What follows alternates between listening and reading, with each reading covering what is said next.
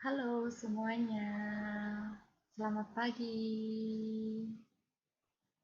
Gimana kabar kalian? Sehat kan? Eh, ini baru pertama kali ya kita belajar dengan metode seperti ini. Jadi pada pagi hari ini kita bertemu lagi pada mata pelajaran sosiologi. Jadi hari ini kita akan belajar mengenai bentuk-bentuk interaksi sosial. Nah, kenapa kita harus belajar dengan model atau metode seperti ini? Saya harap kalian akan lebih mudah memahami materi pembelajaran sosiologi pada pagi hari ini. Jadi gimana? Udah siap buat ikut pelajaran pada pagi hari ini? Harus siap dan harus tetap semangat, oke? Oke, kita mulai aja ya. Nah, hari ini kita akan belajar mengenai bentuk-bentuk interaksi sosial, yaitu proses asosiatif dan juga proses disosiatif. Kita akan kembali ke materi sebelumnya, yaitu mengenai apa sih pengertian interaksi sosial itu. Jadi, interaksi sosial itu berlangsung dalam dua jenis proses sosial ya, yaitu proses asosiatif dan proses disosiatif. Tapi apakah kalian masih ingat apa itu interaksi sosial? Mungkin kalian bisa sambil berpikir apa sih interaksi sosial itu dan bagaimana interaksi sosial itu bisa terjadi. Jadi, Ibu akan menjelaskan lagi secara singkat saja untuk mengingatkan kembali kepada kalian apa itu interaksi sosial. Jadi, interaksi sosial adalah hubungan timbal balik antara individu, individu dengan individu, individu dengan kelompok, atau kelompok dengan kelompok dalam suatu masyarakat. Jadi udah ingat ya sekarang interaksi sosial itu apa? Kita akan memulai pembahasan inti pada hari ini, yaitu bentuk-bentuk interaksi sosial. Yang pertama adalah proses asosiatif. Proses asosiatif. Jadi kalau proses asosiatif ini lebih ke kerjasama gitu ya. Jadi dalam proses asosiatif itu ada kerjasama, akomodasi, asimilasi, dan akulturasi. Jadi lebih ke penyatuan dan hubungan positif kalau di asosiatif. Yang pertama adalah kerjasama atau cooperation. Yang pertama, bargaining, yaitu pelaksanaan perjanjian mengenai pertukaran barang atau jasa antara dua organisasi atau lebih. Dalam bargaining, prinsip keadilan sangat ditekankan. Jadi kayak suatu perjanjian mengenai tawar-menawar atau pertukaran barang antara kelompok satu dengan kelompok lainnya atau individu satu dengan individu lainnya. Terus yang kedua adalah cooperation, yaitu penerimaan unsur-unsur baru dalam suatu kepemimpinan dan pelaksanaan politik organisasi sebagai satu-satunya cara menghindari konflik yang dapat mengguncang organisasi. Jadi itu penerimaan unsur-unsur baru itu agar suatu kelompok atau organisasi itu menjadi lebih baik gitu. Nah, yang ketiga itu ada koalisi atau coalition, yaitu kombinasi antara dua organisasi atau lebih yang mempunyai tujuan yang sama. Koalisi dapat menghasilkan keadaan yang tidak stabil karena kedua organisasi memiliki struktur tersendiri.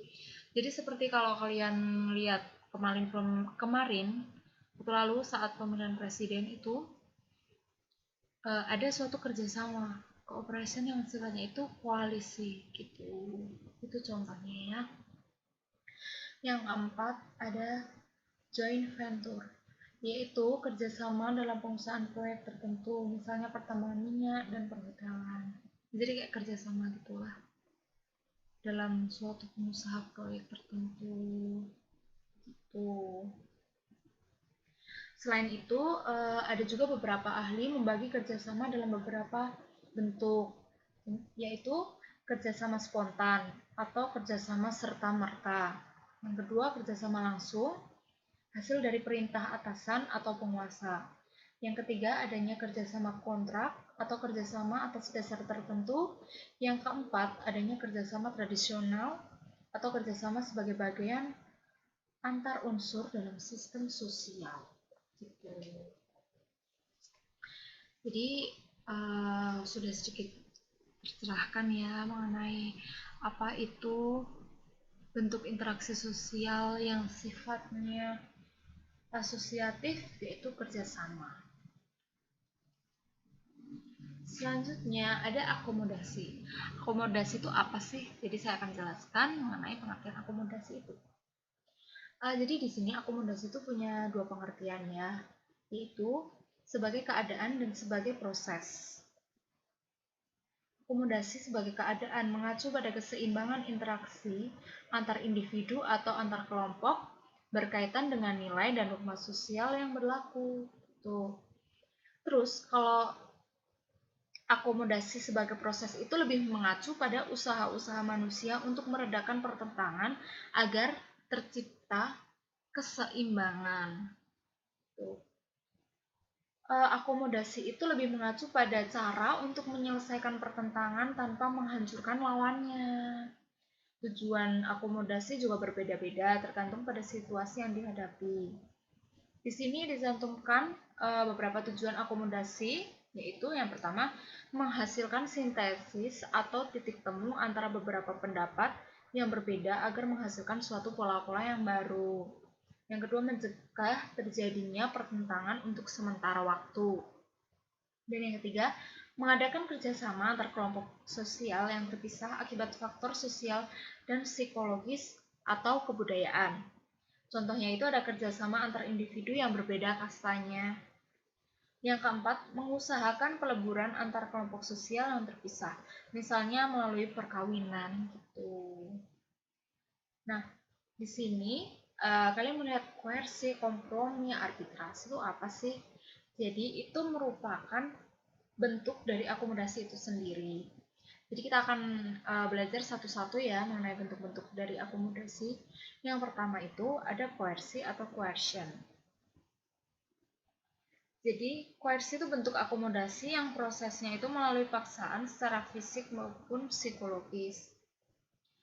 Dalam koersi, salah satu pihaknya itu berada dalam posisi yang lemah. Jadi ada yang pihak yang kuat, ada juga pihak yang lemah. Tuh. Contohnya itu dalam sistem perbudakan atau penjajahan. Jadi contohnya saat negara Indonesia dijajah dan diperbudak oleh penjajah dari Belanda maupun dari Jepang. Itu kan ada pihak yang berkuasa ya, ada pihak yang lebih kuat, dan kita itu pada saat itu di posisi yang lama karena kita saat itu dijajah gitu. Yang kedua ada kompromi atau compromise. Kompromi itu bentuk akomodasi ketika pihak yang terlibat saling mengurangi tuntutannya agar tercapai suatu penyelesaian. Contohnya itu saya ambil dari diri kalian sendiri ya. Kalian kan masih remaja ya. Biasanya kan anak-anak remaja nih kalau main suka sampai malam-malam kan. Terus satu ketika kita tuh mau pergi dan kita tuh minta izin gitulah ke orang tua, biasalah dengan nongkrong lah sama teman-teman. Nah tapi itu kita ngomong nanti sampai jam 10 ya ma atau pa, aku nongkrongnya sama teman-teman. Tapi orang tua kita tuh menghendaki biar kita tuh pulangnya jangan jam 10 terlalu malam, mending jam 8 aja gitu. Nah di situ bisa disebut bahwa itu tuh merupakan suatu kompromi dan kesepakatan bahwa batas jam malam adalah jam 9 atau jam 8 sesuai kompromi kita gitu. Gimana? Maksudkan? Yang ketiga ada arbitrase atau arbitrage. yaitu cara untuk mencapai kompromi apabila pihak-pihak yang berhadapan tidak sanggup mencapainya sendiri. Pertentangan diselesaikan oleh pihak ketiga yang dipilih oleh kedua belah pihak atau badan yang berkedudukan lebih tinggi dari pihak-pihak yang bertentangan.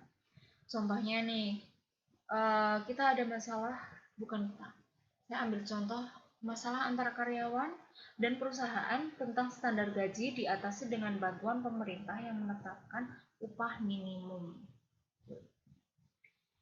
Lalu selanjutnya mediasi atau mediation. Mediasi itu hampir menyerupai arbitrase, tapi di sini mediasi itu yaitu penyelesaian konflik dengan meminta bantuan pihak ketiga yang disepakati bersama oleh pihak yang berkonflik. Namun keputusan yang diambil oleh pihak ketiga sifatnya hanya sebagai nasihat. Jadi pihak ketiga tidak memiliki wewenang mengambil keputusan untuk menyelesaikan masalah. Jadi cuma hanya penasihat doang gitu. Contohnya itu, saya ambil contoh dari Indonesia saat itu menjadi mediator bagi terwujudnya perdamaian antara Korea Utara dan Korea Selatan. Atau contoh gampangnya itu adalah adanya perkelahian antara dua remaja yang berasal dari dua kampung yang berbeda dengan meminta kepala desa untuk mendamaikan. Itu contoh yang sering ada di masyarakat kita ya, di sekitar kita.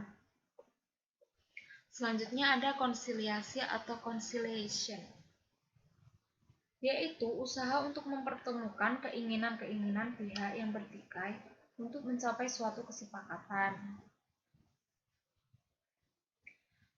Saya akan berikan contoh, yaitu mempertemukan wakil buruh dan perusahaan agar saling mengungkapkan keinginan mereka demi terciptanya kesepakatan bersama. Jadi wakil-wakil buruh biasanya kan selalu ada ini ya, konflik antara yang punya usaha dengan buruhnya itu kan biasanya sering berkonflik di bagian ini ya, keuangan atau gaji. Nah, itu diadakan konsiliasi agar wakil buruh dan perusahaan itu bisa mengungkapkan gitu loh keinginannya masing-masing antara nego gajinya tuh. Dan diharapkan melalui pertemuan itu, melalui konsiliasi itu tercipta kesepakatan bersama yang bisa diterima antara wakil buruh dan perusahaannya. Nah, setelah itu ada toleransi. Toleransi itu bentuk akomodasi yang terjadi tanpa persetujuan formal. Jadi bisa saja datang dari diri kita sendiri, yaitu sikap saling menghargai, menghormati. Toleransi itu timbul secara tidak sadar dan spontan. Jadi contohnya ketika sekelompok umat beragama sedang beribadah, umat yang beragama lain tidak membuat keributan, jadi saling menghargai satu sama lain gitu. Oke, yang selanjutnya ada stalemate atau stalemate. Terjadi ketika pihak-pihak yang bertikai memiliki kekuatan yang seimbang hingga akhirnya kedua pihak menghentikan pertikaian itu. Jadi ada dua kelompok, mereka bertikai, tapi itu sama-sama memiliki kekuatan tuh yang sama-sama besar dan bisa dikatakan seimbang. Nah, jadi mereka tuh masing-masing pihaknya itu menghentikan pertikaian karena memiliki kekuatan yang sama-sama besar itu. Contohnya itu adalah perselisihan antara Amerika Serikat dan Iran terkait isu nuklir atau persaingan antara blok barat dan blok timur berhenti dengan sendirinya tanpa ada pihak yang menang atau yang kalah karena adanya sama-sama kekuatan yang seimbang antara keduanya. Lalu selanjutnya ada adjudikasi atau adjudication. Cara menyelesaikan masalah melalui pengadilan. Nah, ketika Contohnya ketika ada sengketa mengenai permasalahan warisan, biasanya kan diselesaikan melalui meja hijau atau adjudikasi ya. Biasanya juga melalui ini, misalnya ada pencurian dan permasalahan dalam keluarga seperti perceraian, itu kan harus diselesaikan melalui meja hijau. Selanjutnya ada segregasi, yaitu bentuk akomodasi ketika masing-masing pihak memisahkan diri dan saling menghindar untuk mengurangi ketegangan.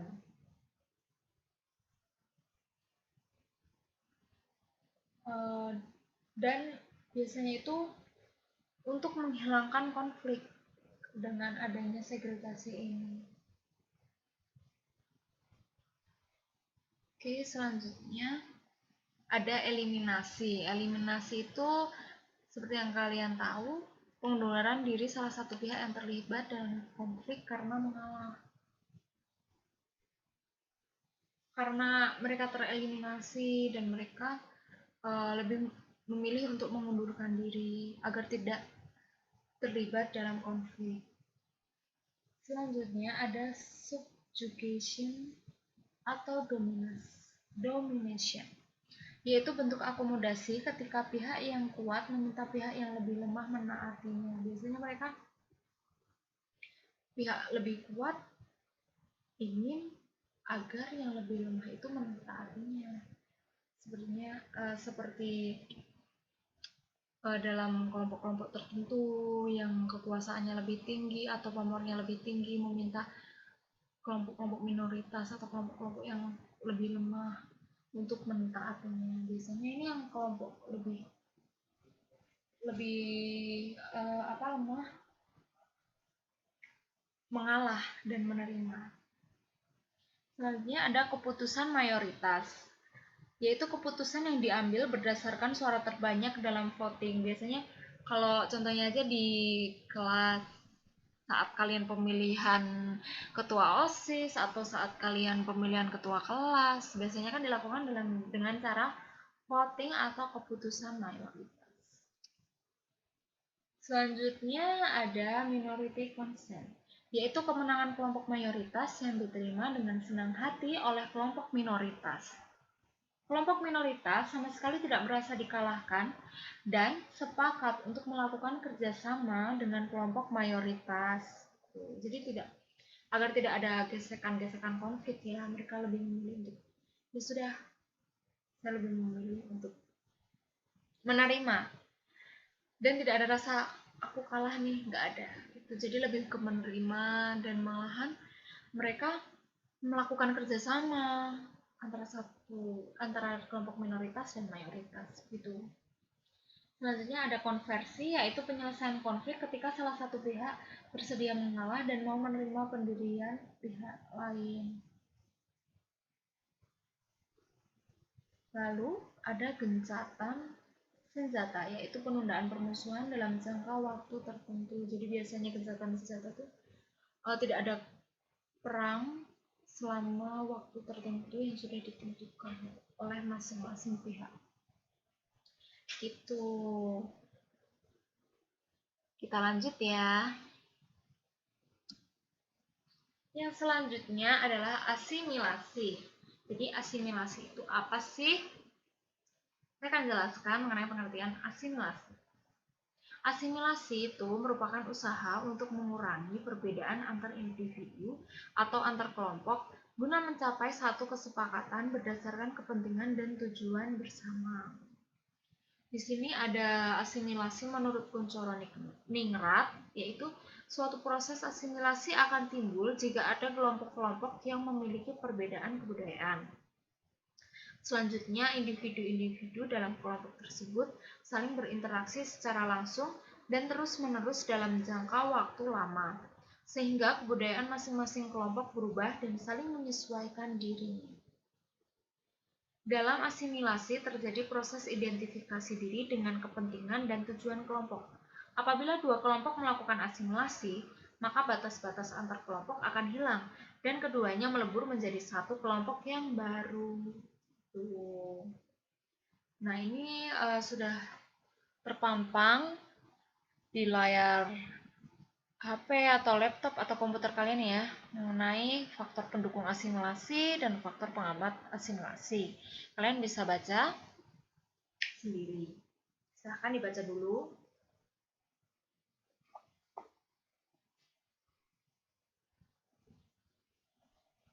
Oke, selanjutnya. Nah, ini merupakan proses dari asimilasi. A plus B sama dengan C. Jadi A itu kebudayaan 1 dan B kebudayaan 2 dan C itu peleburannya. Jadi A tambah B sama dengan C. Jadi pembauran dua unsur sosial yang berbeda akan menghasilkan suatu unsur yang baru. Jadi di sini ada contohnya, yaitu warga Tionghoa di Surabaya menggunakan bahasa Jawa dengan logat Surabaya yang kental sehingga bahasa ibu mereka tidak lagi tapak, dan itu membuat kebudayaan baru atau menghasilkan suatu unsur yang baru.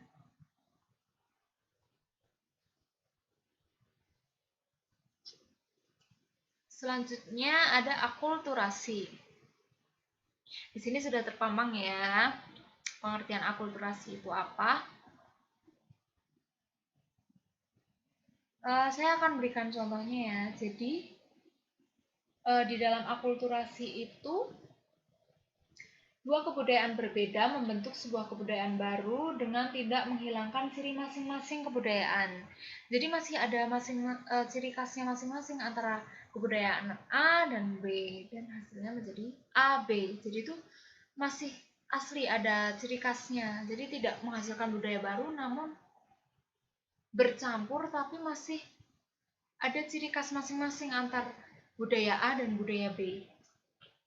Contohnya itu adalah Candi Borobudur yang merupakan perpaduan antara kebudayaan Indonesia dan India. Itu kan masih ada ciri khasnya masing-masing ya.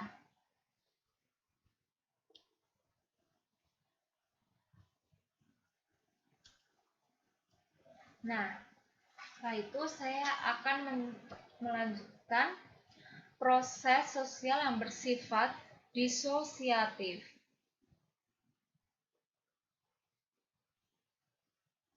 Proses disosiatif atau oposisi dibedakan ke dalam 3 bentuk, yaitu persaingan, kontravensi, dan pertentangan. Disosiatif ini sifatnya lebih ke konflik, menimbulkan suatu konflik. Yang pertama ada persaingan atau competition.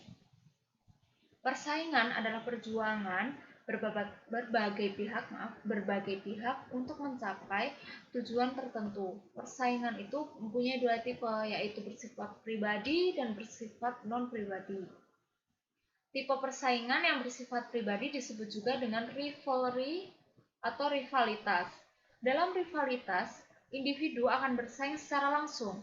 Misalnya aja persaingan para anggota untuk memperoleh kedudukan tertentu dalam sebuah organisasi. Dalam persaingan yang bersifat non-pribadi, yang bersaing bukanlah individu, melainkan kelompoknya. Contohnya yaitu adanya persaingan non-pribadi adalah persaingan antara dua partai politik dalam merebut simpati rakyat, atau persaingan antara dua kesebelasan sepak bola untuk berebut kemenangan. Biasanya antara kedua itu sangat terkenal ya, persaingan di tengah-tengah masyarakat kita. Lalu tipe-tipe tersebut menghasilkan beberapa bentuk persaingan, di antaranya persaingan di bidang ekonomi dan politik, persaingan untuk mencapai suatu kedudukan dan menjaga gengsi, serta persaingan ras. Tuh. Lalu di sini juga ada 4 fungsi persaingan, kalian bisa baca sendiri.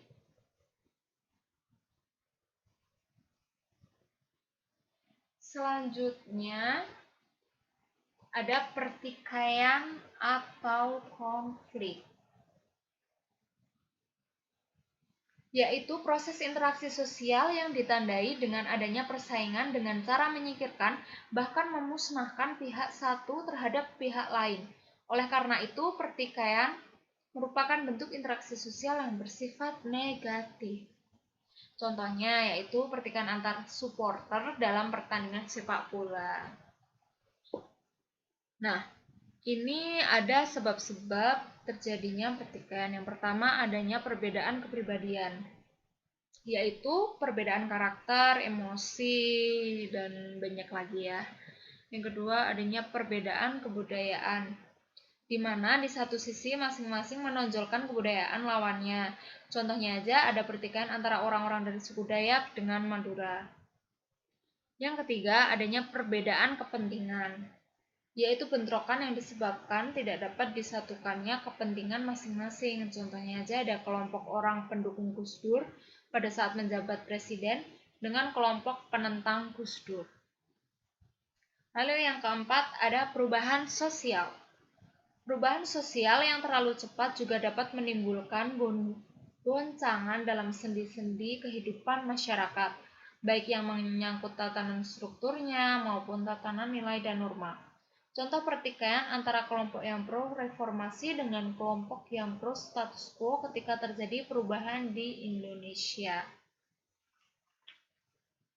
Itu. Selanjutnya, yaitu kontravensi. Kontravensi pada hakikatnya merupakan bentuk proses sosial yang berada antara persaingan dan pertentangan. Kontravensi ditandai dengan ketidakpuasan seseorang, perasaan tidak suka yang disembunyikan, kebencian, dan keraguan-raguan terhadap kepribadian seseorang. Nah, kontravensi cenderung bersifat rahasia atau secret ya. Perang dingin merupakan salah satu contoh kontravensi karena tujuannya membuat lawan tidak senang atau resah. Dalam hal ini, lawan tidak diserang secara fisik, tetapi secara psikologis. Sikap tersembunyi seperti ini dapat berubah menjadi pertentangan atau pertikaian. Wujudnya dapat berupa protes, fitnah, ada maki-makian melalui surat selebaran, lalu agitasi, subversi, teror, dan lain-lain. Jadi di sini ada menurut tokoh Leopold von Wyss dan Howard Baker, kontravensi memiliki 5 bentuk sebagai berikut. Umum, misalnya penolakan, keengganan, lalu perlawanan, protes, perbuatan menghalang-halangi, penggunaan kekerasan, atau pengacauan rencana pihak lain. Yang kedua, sederhana, misalnya penyangkalan pernyataan orang di muka umum, maki-makian melalui surat atau selebaran, dan cercaan. Ketiga, ada intensif, misalnya itu penghasutan atau penyebaran desas-desus gitu, jadi kayak gosip-gosip. Keempat, ada rahasia, misalnya ada pembocoran rahasia lawan atau pengkhianatan. Yang kelima, taktis, misalnya kejutan terhadap lawan, pembingungan pihak lawan, provokasi, atau intimidasi. Nah, dan di sini ada proses kontravensi, kalian bisa baca sendiri.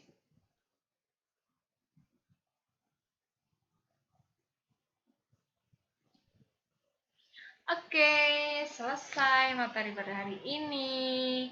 Tapi ada tugas individu ya, jadi jangan lupa dikerjain tugas individunya. Teka-teki silang sosiologi, kalian buka di Moodle. Untuk waktu pengerjaannya, kalian lihat juga di Moodle ya. Dan nanti untuk pengumpulannya juga semua udah Ibu cantumkan di Moodle. Jadi jangan lupa kalian buka Moodle-nya, kalian cermati, dikerjakan. Tolong ya dikerjakan. Karena tugas ini tuh penting banget buat kalian untuk nilai rapot kalian. Kan sayang kalau misalnya nilai rapotnya kosong ya kan, sosiologi. Jadi tolong dikerjain ya. Hari ini kita bakal ngisi teka-teki silang. Jadi itu nggak bakal bikin otak kalian stres karena harus nulis teori banyak. Kita akan bermain, lebih ke bermain dan seru-seruan aja. Oke?